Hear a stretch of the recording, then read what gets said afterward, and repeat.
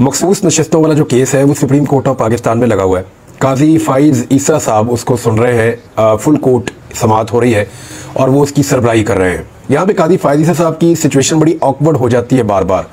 सारा दिन जो वहाँ से रिपोर्टर्स रिपोर्ट करते रहे और जो चीज़ें हम लाइव समाअत के अंदर देखते रहे, वो जो एक मंजरनामा है वो बहुत अजीब है। जो सवालात उठते हैं वो काजी फाइज ईसा साहब को इसलिए बाद औक़ात परेशान करते हैं या पसंद नहीं आते क्योंकि काजी फाइज ईसा साहब ने 13 जनवरी को जो एक मुतनाज़ फैसला दिया था, बल्ले का निशान पाकिस्तान तहरीक-ए-इंसाफ से छीनने वाला, वो निशान गले में फंसा हुआ है।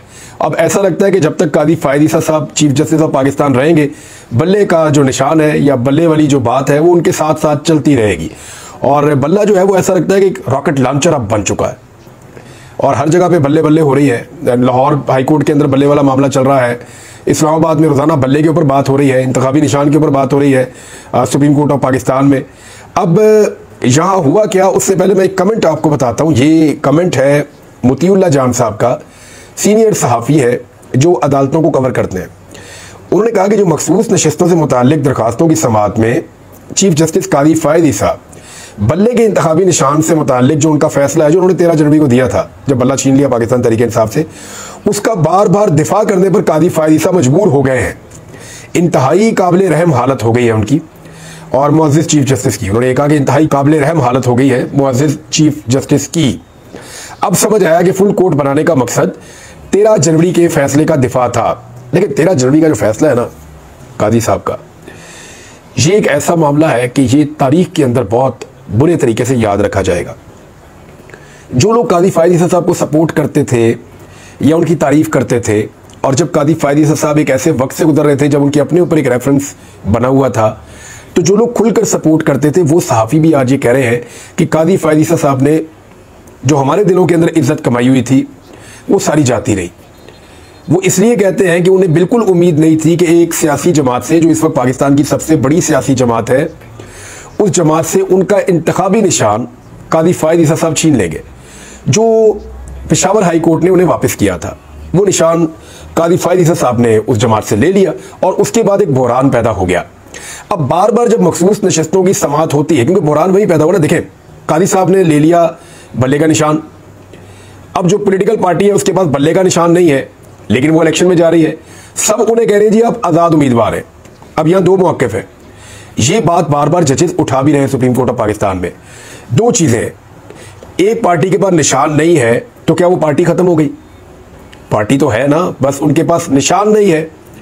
वो अलग अलग निशान के ऊपर इलेक्शन लड़ रहे हैं लेकिन है तो सारे एक पॉलिटिकल पार्टी का हिस्सा। फैसले में इलेक्शन कमीशन ने या काजी फाइज ईसा साहब ने कहीं नहीं लिखा कि ये सियासी जमात ख़त्म हो गई है। उन्होंने कहा कि इस सियासी जमात का जो इंतखाबी निशान है वो हमने एक सजा के तौर पे इनसे वापस ले लिया, इसलिए कि इनके इंट्रा पार्टी इलेक्शन नहीं हुए। काजी साहब कह रहे हैं इलेक्शन नहीं हुए, मैं आपको बताता हूं कि हुए या नहीं हुए वो एक अलग सवाल है, वो भी आपके सामने में रख देता हूं। अब जो बल्ले का निशान लिया तो क्या सियासी जमात खत्म हो गई और उम्मीदवार आज़ाद हो गए, या उम्मीदवार उसी पार्टी से ताल्लुक रखते हैं और उनके पास सिर्फ अपना इंतखाबी निशान नहीं है? ये है सबसे बड़ा सवाल जिसके ऊपर ये सारा खेल टिका हुआ है।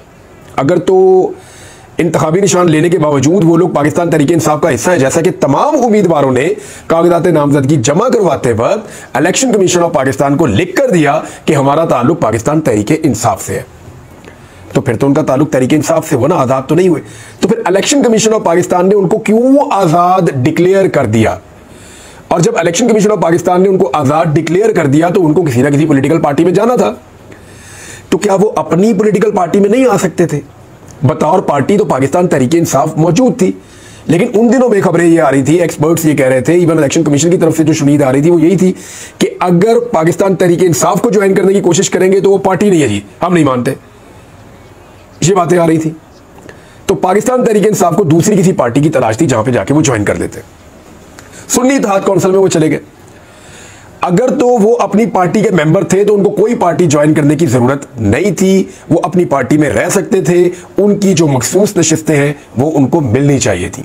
अब ये नुकता है जो बार बार उठाया जाता है। मैं बताता हूँ जज साहिबान क्या कह रहे हैं, कुछ थोड़ी सी चीजें आपके साथ शेयर करते हैं ताकि इस केस में मजीद आपको क्लैरिटी आ जाएगी।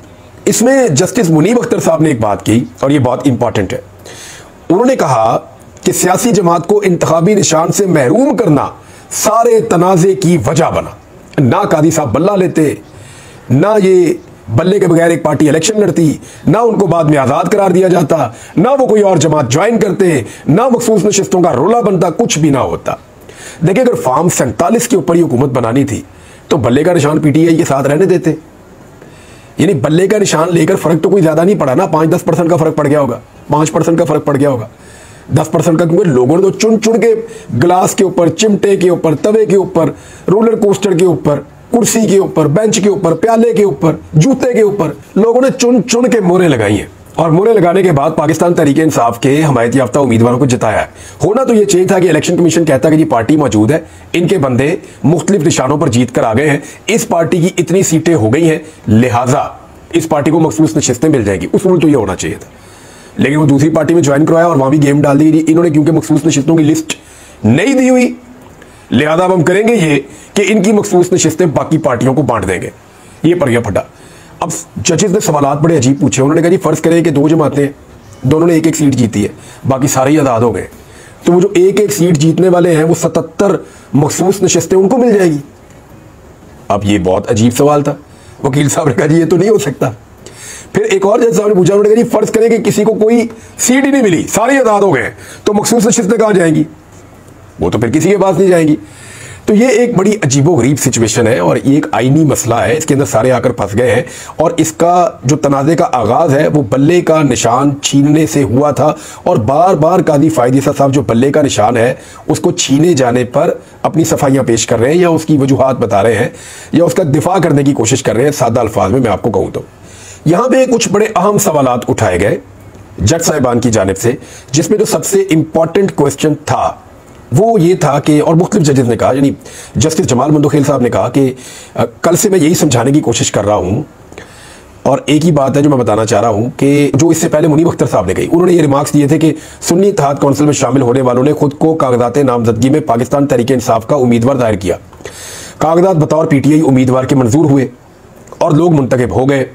इलेक्शन कमीशन के रूल्स कैसे पाकिस्तान तहरीक इंसाफ के उम्मीदवारों को आज़ाद करार दे सकते हैं? भाई वो जीते हैं, उन्होंने काम पीटीआई के है, उनका निशान नहीं है, लेकिन वो आज़ाद तो नहीं हुए ना।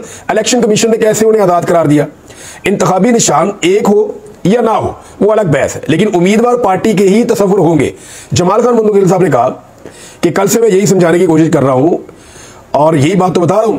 कादी फ़ायद ईसा साहब ने रिमार्क्स दिए कि इस हिसाब से तो सुन्नी इत्तेहाद में पीटीआई के कामयाब लोग शामिल हुए, पार्टी में तो सिर्फ आज़ाद उम्मीदवार ही शामिल हो सकते हैं।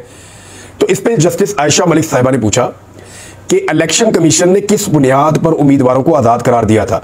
इलेक्शन कमीशन ने उम्मीदवारों को खुद आज़ाद तस्लीम करते हुए इलेक्शन लड़ने की इजाज़त दी। इलेक्शन कमीशन क्यों कह रहा है कि वो आज़ाद है? जस्टिस मुनीब अख्तर साहब ने कहा कि सियासी जमात को इंतखाबी निशान से महरूम करना इस सारे तनाज़े की वजह बना।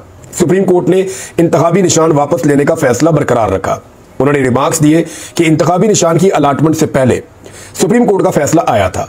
कानूनी गलतियों की पूरी सीरीज है जिसका आगाज यहां से हुआ था। देखिए बहुत आनन फानन ये चीजें की गई थी। अभी ये केस जो मखसूस नशिस्तों वाला, इसको लटकाया जा रहा है, लंबा किया जा रहा है, वो कादी साहब का बेंच बनता है, फटाफट केस सुनता है, 2 दिन के अंदर बल्ला छीन के साइड पे कर देते हैं और पाकिस्तान तहरीक इंसाफ हक्की बक्की बल्ले के बगैर रह जाती है। फिर वो अब जंगी माहौल में उन्होंने, वो पहले ही इलेक्शन लड़ रहे थे, बल्ला भी उनसे चला गया, तो उनके लिए मुश्किलात बहुत ज्यादा बढ़ गई थी। कादी फ़ायद ईसा साहब ने कहा कि इंट्रा पार्टी इलेक्शन करवा लेते तो सारे मसले हल हो जाते। अच्छा, कादी साहब कह रहे हैं कि इंट्रा पार्टी इलेक्शन नहीं हुए, जबकि पाकिस्तान तहरीक इंसाफ ये कह रही है कि इंट्रा पार्टी इलेक्शन हुए हैं। अब पाकिस्तान तहरीक इंसाफ ने उसके ऊपर क्या मौक़िफ़ लिया वो मैं आपको बता देता हूं, क्योंकि कादी साहब बार बार ये कह रहे हैं कि इंट्रा पार्टी इलेक्शन नहीं हुए, करवाए नहीं पीटीआई ने। तो 2 मरतबा इलेक्शन हुए हैं। उनकी टाइमलाइन पाकिस्तान तहरीक इंसाफ ने जारी की है। वो कह रहे हैं पहला इंट्रा पार्टी इलेक्शन जो है वो 8 जून 2022 को हुआ, इस्लामाबाद केपी हाउस में इंट्रा पार्टी इलेक्शन करवाए गए। 23 नवंबर 2023 को, यानी काफी अरसे के बाद जो है वो इलेक्शन कमीशन ने 1.5 साल के बाद इन इलेक्शंस को मानने से इनकार कर दिया और यह कहा कि 20 दिन में दोबारा इलेक्शन करवाएं। यानी 1.5 साल के बाद कहा जी आपके इलेक्शन ठीक नहीं होते, दोबारा करवाएं। उसके बीच में इनको होश नहीं आई। अब उन्होंने आनंद फानन जल्दी जल्दी 2 दिसंबर 2023 को पेशावर में इंट्रा पार्टी इलेक्शन करवा दिए और बैरिस्टर घोर को चेयरमैन और उमर अयूब को सेक्रेटरी जनरल मुंतखब कर दिया गया। उसके बाद 22 दिसंबर 2023 को इलेक्शन कमीशन ने इलेक्शन से इनकार नहीं किया, लेकिन इलेक्शन का सर्टिफिकेट मानने से इनकार कर दिया और कहा कि हमारे रिकॉर्ड में असद उमर जनरल सेक्रेटरी है, उमर अयूब के दस्तखत सर्टिफिकेट पर क्यों है? समझे आप बात को। असद उमर तो पार्टी छोड़ के चले गए थे। असद उमर पहले पाकिस्तान तहरीक इंसाफ के सेक्रेटरी जनरल थे, इलेक्शन कमीशन के अंदर उनका नाम दर्ज था। असद उमर 9 मई के बाद पार्टी छोड़कर चले गए। इन्होंने जब दोबारा इलेक्शन करवाया तो मुंतखब हो गए उमर अयूब साहब सेक्रेटरी जनरल। तो उमर अयूब साहब ने दस्तखत करने थे। अब जब दस्तखत गए तो उन्होंने कहा जी हमें तो पिछले वाले सेक्रेटरी जनरल के दस्तखत चाहिए इस इलेक्शन के ऊपर। नया नोटिफिकेशन खुद एक नया सेक्रेटरी जनरल कैसे जारी कर सकता है? ये टेक्निकल ग्राउंड के ऊपर पाकिस्तान तहरीक इंसाफ को फंसा दिया। इलेक्शन के ऊपर प्रॉब्लम नहीं था। तो कादी साहब जो कहते हैं इलेक्शन नहीं हुआ, इलेक्शन नहीं हुआ, इलेक्शन हुआ 2 दफा हुआ, लेकिन इलेक्शन कमीशन ऑफ पाकिस्तान नहीं माना। अब तीसरी दफा होगा वो फिर भी नहीं मानेगा।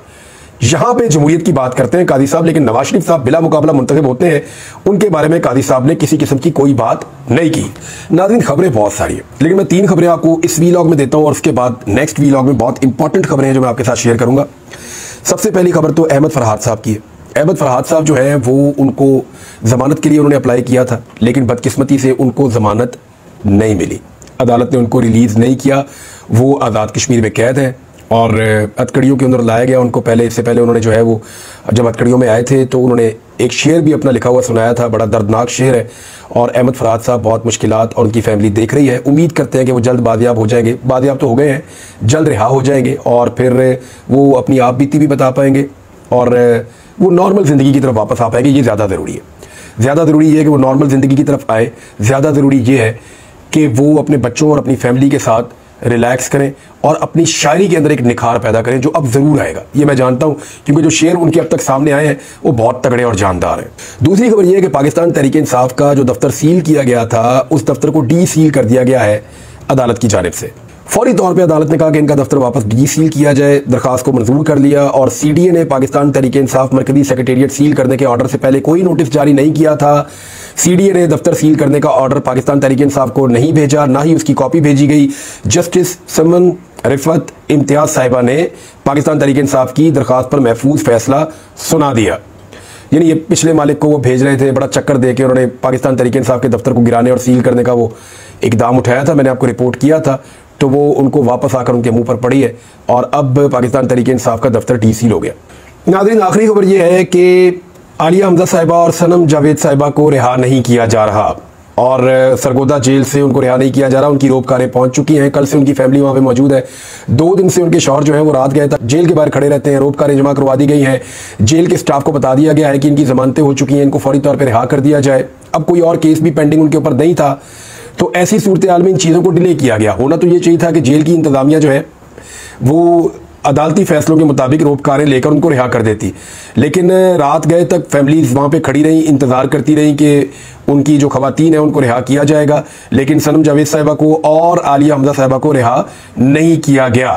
तो ये बड़ी अफसोसनाक सूरत हाल है। और अब जब मैं ये वीडियो रिकॉर्ड कर रहा हूँ तो इस वक्त मुझे ये मालूम हुआ है मेरी टीम के ज़रिए से कि जेल के बाहर बहुत बड़ी तादाद में दोबारा से लॉ इन्फोर्समेंट की गाड़ियां पहुंच गई हैं और ऐसा लगता है कि अब किसी और मुकदमे में मज़ायका खेज अंदाज में इस मामले को आगे बढ़ाया जाएगा। मेरे ख्याल में रियासत को होश के नाखून लेने चाहिए, होश के नाखून लेने चाहिए और मरियम नवाज को सोचना चाहिए कि वो खुद एक खातून है, क्या वो ये सारा कुछ बर्दाश्त कर पाएंगी? सोचना चाहिए उनको। अब तक इतने, अपना ख्याल रखिएगा, अपने चैनल का भी। अल्लाह हाफ़िज़।